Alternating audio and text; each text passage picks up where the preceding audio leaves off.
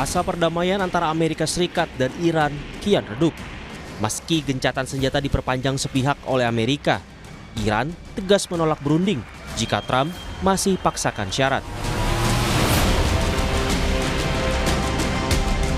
Di tengah buntunya negosiasi, sekutu AS, Israel, menebar ancaman. Ya, militer Israel menyatakan telah menyisir target-target strategis dan siap menarik pelatuk jika Washington mengizinkan. Meluncurkan serangan yang diklaim akan mengembalikan Iran ke zaman batu. ישראל ערוכה לחידוש המלחמה מול איראן. צה"ל ערוך בהגנה ובהתקפה ומטרות מסומנות.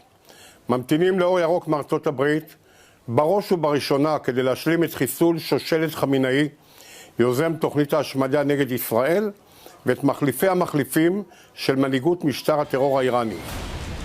Tetapi Iran tak gentar. Mereka mengklaim persenjataannya masih banyak untuk melawan serangan Zionis.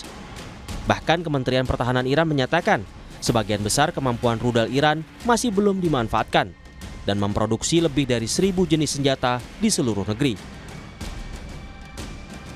Kami kutip dari media Iran Press TV, juru bicara Kementerian Pertahanan Iran Brigadir Jenderal Reza Talaynik bilang, kapasitas rudal merupakan hasil dari investasi dan persiapan selama lebih dari 25 tahun di industri pertahanan.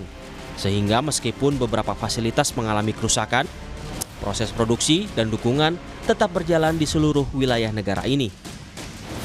Upaya perdamaian Amerika dan Iran kian pelik setelah Hormuz jadi sengketa kedua negara. Militer Amerika Serikat mengusir, menyita bahkan menembak sejumlah kapal tanker yang terafiliasi dengan Iran. Garda Revolusi Iran juga melakukan hal serupa, menangkap kapal-kapal yang terkoneksi dengan Amerika Serikat, Israel, dan sekutunya di kawasan Hormuz.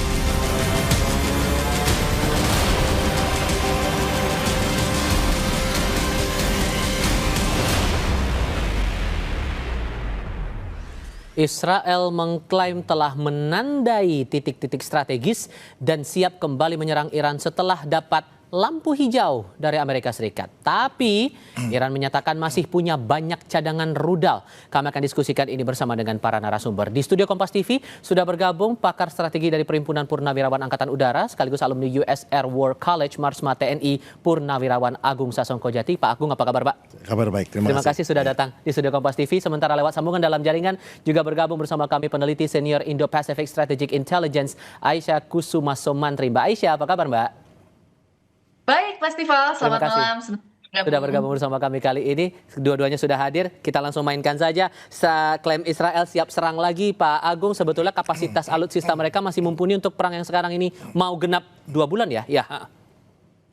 Jadi Israel itu pesawatnya, dia punya pesawat F-35I sama F-15I Adir. Dia juga punya pesawat F-16, tapi untuk jarak sejauh ini kelihatannya yang paling memenuhi adalah F-15I dan F-35. Nah, cuman masalahnya untuk mengebom sasaran yang dituju itu sebetulnya adalah bunker-bunker nuklir ya. Di Natanz dan Fordo. Kalau Natanz itu adalah pusat pengayaan uranium, kalau di Fordo itu pusat ini produksi uranium. Nah, yang di Fordo ini yang jadi sasaran itu dia memiliki kedalaman ataupun di dalam tanah itu di atas 100 meter. Sedangkan biasanya kalau menghantam sasaran seperti itu menggunakan GBU 57 Massive Ordnance Penetrator yang biasa dijatuhkan pesawat pembom B2 atau B1 ya, B2. Cuman Amerika kan belum memutuskan itu. Nah, Israel pengen itu, cuman masalahnya dia nggak punya pesawat. Jadi masalah dia juga yang lain karena jaraknya 1.500 km dari Israel, dia harus lewat jalur Syria dan Irak yang itu di bawah pengendalian Central Command. Jadi dia harus dapat izin dari Central Command untuk masuk di situ. Nah, Amerika sendiri kan berkepentingan kalau perundingan ini jalan ya. Kalau sudah gagal mungkin kasih lampu hijau pada Iran untuk menyerang. Tapi kalau selama ini masih perundingan berjalan, mungkin Amerika tidak mengizinkan atau tidak akan membiarkan Israel mengganggu ini. Dan juga selain paling Israel menggunakan bom GBU 28 deep throat ya, atau tenggorokan dalam istilahnya, tapi deep throat itu beratnya cuma 2,2 ton dibandingkan dengan GBU 57 yang beratnya 13,3 ton. Nah, kalau dia terbatas saya punya bom yang 2,2 ton, maka pilihan dia adalah multiple shot. Dan multiple shot itu jadi di satu titik di bom kayak di film itu loh. Film Impossible terakhir. Oke. Jadi ngebom, lobang, nanti diisi lagi bom kedua, 3, 4, 5, 6. Itu nah itu baru bisa nembus, tapi tetap susah juga. Kan kedalamannya 100 meter dan itu belum tentu juga tempat itu di situ. Nah, tapi ada masalah kedua yaitu pesawat tanker. Kebanyakan tanker KC 135-nya itu bermasalah ya, udah nggak bisa digunakan. Nah sekarang menggunakan KC 46. KC 46 itu pesawat yang lebih baru. Nah itu butuh Amerika karena praktis Israel sendiri juga terbatas ini tankernya. Jadi butuh tanker. Nah, jadi serangan daripada Israel kalau mungkin tuh pasti atas pengetahuan atau seizin. Dan kalaupun dia punya ide untuk serangan inisiatif ya, unilateral istilahnya, itu ya nggak bisa pada fase ini. Namun ya itu dikerjakan. Dan dia kalau menyerang target lain, sudah tidak banyak target yang bisa dihancurkan karena kebanyakan target yang itu sudah habis. Jadi pilihannya ya Israel ya hanya menyerang reaktor nuklir ini untuk menghancurkan yang kemarin sudah dihancurkan tapi masih belum dihancurkan. Oke. Nah Mbak Aisyah, tapi satu lagi yang kita juga perlu cermati, Israel ini akan menyerang kalau dapat lampu hijau dari Amerika Serikat. Lampu hijau ini konteksnya kode-kode semacam apa yang ditunggu Israel sebetulnya, Mbak? Ya, kita lihat di sini sebenarnya kan Amerika Serikat ini masih tetap berusaha untuk menarik konflik ini ke jalur perundingan ya, karena Amerika Serikat juga tahu bahwa ketika konflik ini berlangsung dalam jangka waktu yang lama, maka Amerika Serikat akan semakin dirugikan. Karena di satu sisi memang Amerika Serikat ini selalu mengklaim bahwa Amerika ini unggul secara taktik. Dan betul, secara taktis memang Amerika Serikat ini memiliki air superiority, meskipun akhirnya di-challenge ya oleh Iran. Lalu kemudian kita lihat juga sebenarnya dari segi angkatan laut ya Amerika Serikat juga lebih unggul dan lebih besar gitu. Nah, akan tetapi kan sepertinya kita lihat di sini bahwa ya tekanan dari segi ekonomi dan kemudian dari segi politik yang dihasilkan dari penutupan Selat Hormuz ini sebenarnya dampaknya juga sangat signifikan bagi Amerika Serikat, khususnya karena ada pengaruh ya terhadap kemudian sentimen masyarakat Amerika Serikat terhadap Partai Republik gitu ya, ditambah lagi kemudian harga-harga energi dan bahan pangan yang semakin naik.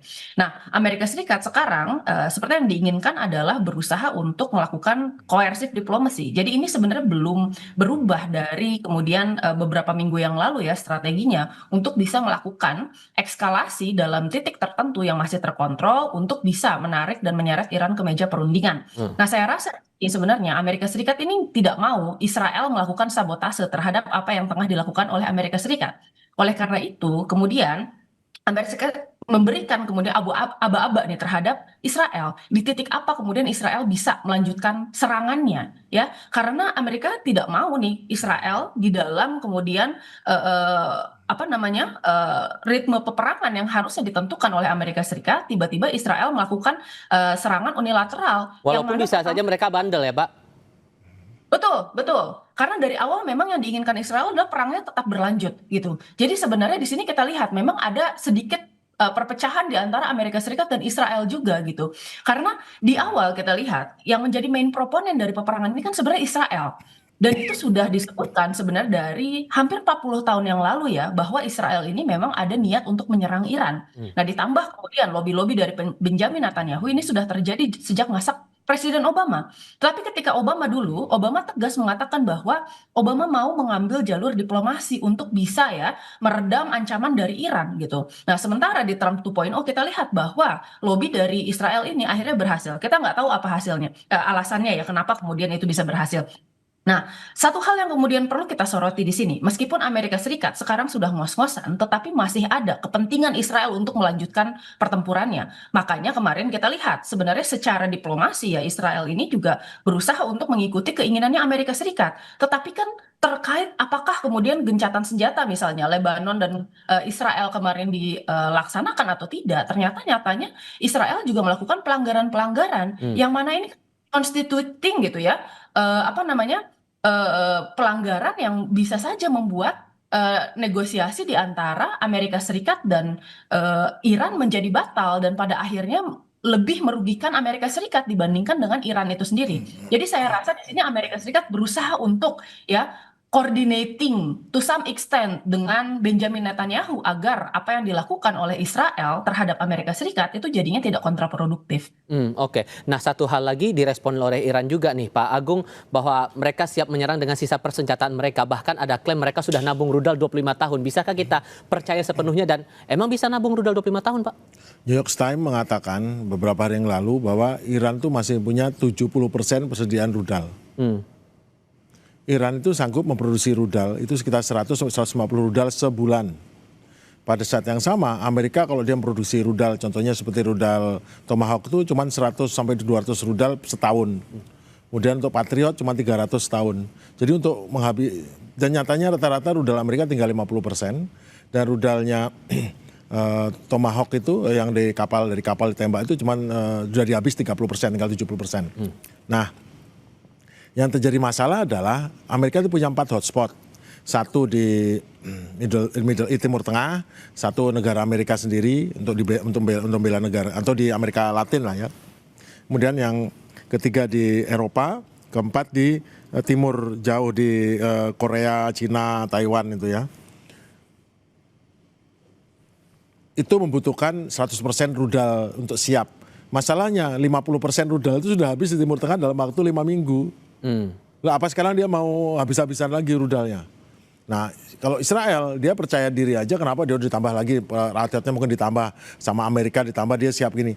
Karena bagi dia lebih bagus perang ini berlanjut sehingga bisa lebih menghancurkan Iran atau membuat Iran tidak ada sanksi ekonomi dilepas.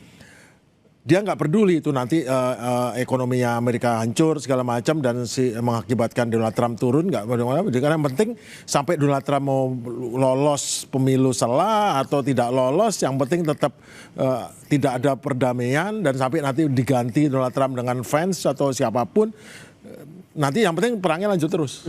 Oke, berarti kalau kemudian kondisi seperti ini, Mbak Aisyah, posisinya Iran benar-benar bisa membalas kalau kemudian Israel akan melakukan serangan itu ke Iran balik, atau malah kebalikannya? Tapi jawabannya nanti, kita jeda dulu ya, tetap di Kompas TV.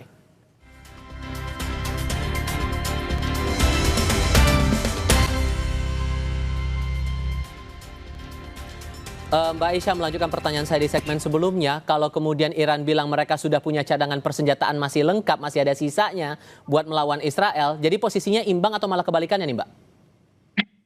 Ya, kita kira sebenarnya Iran ini dari awal memang sudah mempersiapkan ya peperangan ini sejak 20 tahun yang lalu gitu. Dan bahkan Iran ini juga menyatakan kalau misalnya dia kan belajar sebenarnya dari PLO ya, dari Yasser Arafat, kalau misalnya ada strategi yang bisa dipergunakan untuk bisa melawan pihak yang lebih besar, khususnya adalah pihak negara demokrasi ya atau negara-negara barat gitu ya.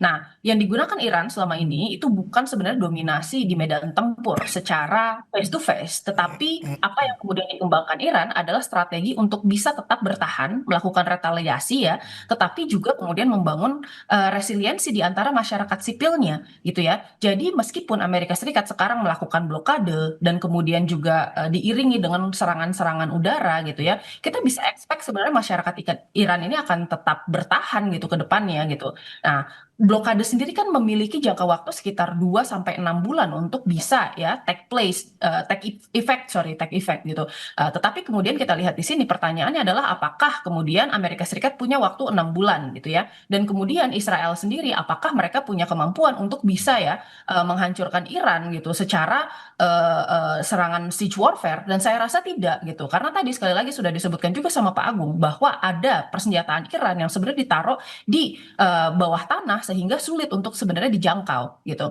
Nah, kan kita lihat sebenarnya sekarang juga Iran ini sudah berusaha untuk mengirimkan Arakci ya ke Islamabad pada hari ini gitu. Tetapi kita lihat jelas dia untuk prasyaratnya harus dibuka dulu blokade yang ditetapkan oleh Amerika Serikat. Kalau misalnya tetap ada force untuk kemudian bisa melakukan perundingan atau negosiasi, Iran tidak akan mau berbicara, dan itu hanya merupakan sebenarnya sebuah rangkaian perjalanan Arakci ke negara-negara yang mungkin bisa jadi mediator ya, dan kemudian jadi garantor terhadap negosiasi ini. Khususnya adalah ke Oman dan kemudian ke Rusia gitu. Nah, ini kan kita melihatnya ini cukup menarik karena Amerika Serikat sepertinya ini sekarang sudah terburu-buru untuk kemudian bisa merayu kembali Iran untuk bisa melakukan negosiasi, karena seperti yang kita tahu setelah berita Arakci ini ya sampai ke Islamabad gitu ya, ini langsung ternyata Trump mengirimkan Witkoff dan Kushner untuk terbang ke Pakistan gitu. Iya. Jadi saya rasa di sini kalau ditanyakan apakah kemudian Iran punya resiliensi untuk bertahan, yes, karena memang ya strateginya itu dirancang untuk kemudian bisa bertahan di dalam perang jangka panjang, bukan perang-perang yang sifatnya adalah quick win. Anda sepakat juga Pak Agung bahwa itu maksud dari pesan yang mau dibawa Iran dengan menyatakan bahwa persenjataan mereka masih lengkap? Atau ada makna lain di balik itu? Dia nggak usah bilang, tapi dia bocorin ke New York Times, dan New York Times itu sudah langsung punya pengaruh di media barat ya, dan itu. Dan yang penting, selain itu saya perlu ditambahkan 70% rudalnya masih utuh, dan itu lagi produksi terus dengan kemampuan produksi sebulan itu 100. Drone-nya lebih mengerikan, 100 drone itu seminggu. Orang bilang, "Wah, ini ngarang saja, Pak Agung ini ngarang." Nggak benar. Loh, sebelum perang itu 5.000 loh sebulan. Nah sekarang kalau dia sebulan seminggu bisa 500 kan masuk hitungan. Kenapa kok bisa gitu? Ya bisa kan. Drone-nya itu kan cuman badan luarnya berupa dimolding, berupa fiber, ditempel, tinggal pasang mesin, tinggal pasang komputer. Sebagai orang yang biasa menekunin drone di Indonesia, saya adalah bagian daripada UAV Drone Federasi Aerosport Indonesia. Saya tahu betul itu tidak sulit bila sudah disiapkan. Kita bisa siapkan ratusan molding badannya drone, kemudian kita masukkan mesinnya, kita masukkan ini. Itu adalah hal yang apalagi dia sudah sampai level industri, karena yang mengekspor drone Geran ke Rusia kan Iran. Itu dia ngirim sampai 30.000 drone loh. Lah sekarang kalau dia produksi cuman 500 drone seminggu, itu kan hal yang sehari 100 itu biasa. Oh dia udah tinggal cetak, pasang. Dan kemarin malah yang selama gencatan senjata itu dibuka itu Cina sudah mengirim bukan mesin yang propeller loh, mengirim microjet loh. Jadi drone side-nya drone side 238 yang lebih kencang, yang speednya 500 km per jam. Jadi lebih mengerikan lah. Seperti kalau kemudian saya compare begini, karena kan posisi 3 kapal induk AS juga sudah mulai merapat ke Timur Tengah. Dengan niat Israel akan menyerang Iran ini, apakah dengan seketika Israel akan diuntungkan posisinya, Pak? Israel tuh tidak merasa diuntungkan kalau selama itu datang nggak ngapain gitu loh. Jadi ada 3 kapal induk ya. Pertama kapal induk Abraham Lincoln nongkrong di Laut Arab, di lepas Teluk Oman. Kemudian USS Gerald Ford berada di Laut Merah, ditemani sama kapal induk marinir Bataan namanya. Boxer. Nah terus yang di kapal induk USS satu lagi George H.W. Bush? Bush ya, George W. Bush itu ada di Samudra India, itu datang dari selatan. Nah 2 kapal induk marinir lainnya, satu adalah dari USS Tripoli, itu berada di sebelah barat Laut Arab untuk di jalur pelayaran itu, dan US Bataan nunggu di jalur timur. Nah itu yang nangkepin kapal-kapal itu. Nah itu menambah jumlah kekuatan udara pesawat fighter di seluruh kapal induk itu. Itu total jumlahnya 200 pesawat. Terdiri dari F-35 C, F-35B, sama F-35 sama F-18 EF. Sama pesawat F-18 yang untuk serangan elektronik. Itu cukup besar. Cuman masalahnya sekarang mereka mau nyerang apa lagi? Mau nyerang balik, nyerang di Teheran segala macam target-target itu. Itu kan tetap nggak ada perubahan apa hubungannya. Nah sekarang dia rencana ya menyerang di Hormuz, pertahanan Iran. Nah masalahnya kalau dia nyerang pertahanan Iran itu biasanya nyerang pakai jarak jauh dengan rudal, Tomahawk dan segala macam. Itu udah tipis. Sekarang dia menyerang pesawat kapal induk, pesawat dari kapal induk, pesawat tempur itu. Ya targetnya bisa, tapi targetnya mana itu di balik tebing-tebing. Nah yang sekarang perintah Trump menghancurkan kapal cepat. Kalau kapal cepat itu nggak bisa pakai dari ketinggian tinggi, pasti dia terbang rendah menggunakan rudal EJM-65 Maverick. Saya pernah nembakin itu, EJM-65 Maverick, saya tahu itu jaraknya sekitar 20 kilo ya, siang hari atau malam hari. Atau menggunakan helikopter dengan roket yang 11 km. Nah dengan kondisi seperti itu Pak. Resiko. Karena apa? Begitu dia terbang di bawah, maka risiko dia dihantam sama rudal anti serangan udara yang bisa jaraknya 50 km, 200 km, Iran punya itu. Nah, bagaimana? Mereka nggak, meskipun stealth ya, tetapi kan Iran juga punya rudal inframerah yang tidak peduli, nggak kelihatan radar, dia kelihatan di inframerah kan. Apalagi kapal-kapal cepat itu juga bawa rudal anti kapal dan juga bawa rudal anti udara. Jadi mereka berhadapan dengan ya cari gara-gara nyatanya kan. F-15E sama A-10 Thunderbolt jatuh tuh di mana pada saat mau cerita membebaskan ada ada yang jatuh ditembak pembebasan itu. Nah itu kan terjebak karena begitu berani terbang di bawah karena keunggulan udara di bawah 15.000 kaki sekarang dipegang sama Iran. Iran punya keunggulan geografis di sini ya. Geografis dan keunggulan udara karena dia nggak ada yang berani terbang rendah sekarang. Oke. Apalagi pesawatnya relatif pelan kayak A-10 atau F-18 kalau mau ngejar-ngejar gitu itu resiko besar itu. Oke. Kalau kemudian potensi eskalasinya makin pecah di sini Mbak Aisyah, Anda melihat bahwa eskalasinya akan hanya terfokus ke Iran saja atau malah makin meluas satu kawasan? Boleh dibuka dulu audionya, sorry Mbak. Oke, mohon maaf. Nah, oke. Jadi begini, sekarang sebenarnya kita bicara tentang ini ya, kemungkinan terkait perundingan dulu nih. Sebenarnya kan sekarang ada beberapa kemungkinan. Yang pertama adalah perundingannya tidak berjalan sama sekali dan ini status ceasefire sementara ini akan berlangsung ya meskipun satu arah ya dalam jangka waktu yang panjang dengan low intensity conflict. Yang kedua adalah AS menurunkan egonya, tetapi Iran kalah ya. Lalu kemudian yang ketiga adalah AS menurunkan egonya tapi Iran menang, lalu kemudian yang ketiga adalah sebaliknya, dan yang keempat adalah sebenarnya ini diplomasi yang terus berjalan, bahwa AS ini di balik layar sebenarnya masih terus melakukan diplomasi secara backdoor gitu ya. Jadi AS ini sebenarnya sekarang menginginkan salah satu strategic purpose-nya ini bisa tercapai gitu ya, apa yang disebutkan oleh pidato awal Trump ini at the very least satu saja itu bisa dipenuhi oleh Iran gitu. Jadi setidaknya legacy yang bisa diinginkan oleh Trump gitu ya, itu bisa didapatkan oleh Amerika Serikat, seolah-olah ya Amerika Serikat ini mendapatkan victory di sana. Nah, tetapi kan ini sulit untuk dicapai karena Iran ini pada akhirnya menginginkan sebenarnya aspek yang lebih jauh, yaitu bukan Iran yang sebenarnya mengalami pergantian rezim, tetapi kemudian Iran ini menginginkan Amerika Serikat ini terus-menerus mengalami ya sakit tadi ya secara ekonomi maupun politik sehingga pemerintahan Donald Trump ini bisa digoyang dari dalam gitu. Nah, kita punya threshold ada beberapa nih di dalam konflik ini. Nah, yang pertama ini adalah sebenarnya penutupan dari Selat Hormuz ya oleh Amerika Serikat. Jadi ada blokade, itu sudah dilakukan. Yang kedua adalah respon dari Iran ya untuk melakukan penutupan Selat Hormuz secara total, itu juga sudah dilakukan. Respon ketiga, threshold ketiga ini adalah di mana kemudian konfliknya ini akan menyebar.